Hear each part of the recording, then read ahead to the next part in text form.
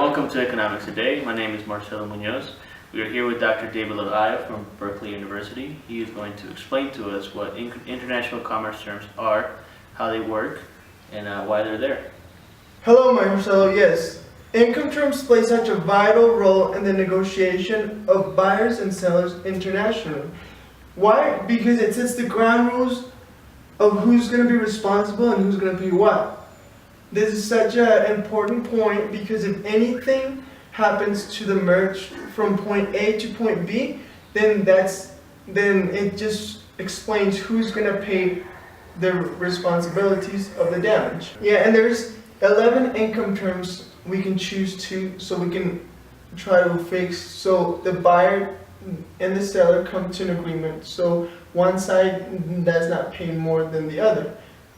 And the 11 income terms are export, that's when it's picked up at the factory.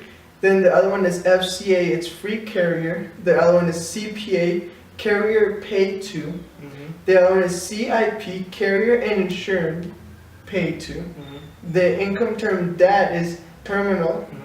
And then the DAP is at the place. So we take the merch to the place. And then the DDP is duty paid. And all those income terms I just listed, they can qualify for any transportation. Say plane, boat, train. And then the ones that are just main for boat are the FSA, free alongside ship. The other one is the FO is the free on board, and the SFR, cost and freight, and the SIF, cost, freight, and insurance. And that's the income terms we can choose as investors, as buyers, as sellers, see how it's going to work out for us.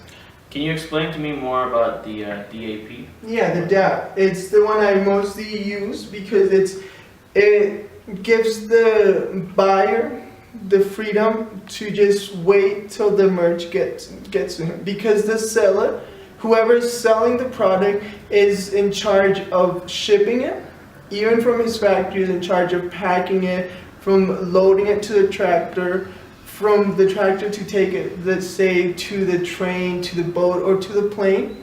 Everything, all those costs goes down on the buyer, on the seller, excuse me. The insurance go down on the seller until it gets to the place agreed to. Let's say if it's Colombia going to America, then until it gets to America, until the place that they agreed to, then it shifts to the buyer. Then the buyer starts selling. So the seller has to pay the exporting taxes, and then the buyer has to pay the importing taxes. Yes, the buyer, the one that's gonna buy, will pay the importing to his country, and the seller is gonna pay the exporting taxes. Thank you so much for sharing this information with us, Dr. Olaya. We appreciate your time.